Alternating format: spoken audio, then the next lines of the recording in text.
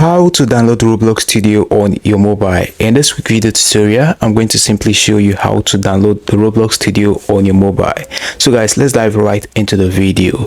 This channel is really for you. You're welcome to App Fix and In. So the first step you can easily take is to go ahead and go to your web browser, either your Chrome or your Firefox or any web browser of your choice, in order to access the Roblox Studio web version.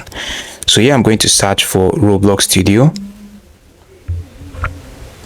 Once you do that, right here on the screen, this is what you're going to see. So you need to click on this in order to access the Roblox Studio.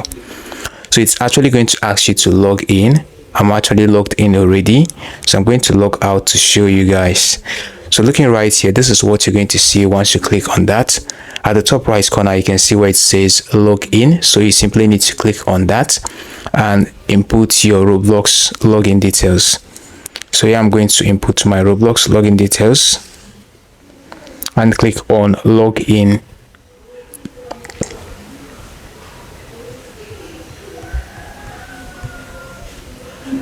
So once you do that, you've actually logged into your Roblox Studio. You can click on start creating and you'll be able to access your dashboard and do other things on your Roblox Studio.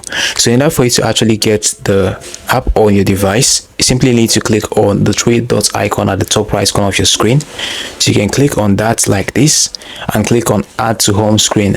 Now in most cases, or in most devices, if you click on add to home screen, two options are going to actually pop up on your screen, showing you to either add it to your home screen only or to install it on your device as an app. So clicking on add to home screen like this is what I'm actually saying right here.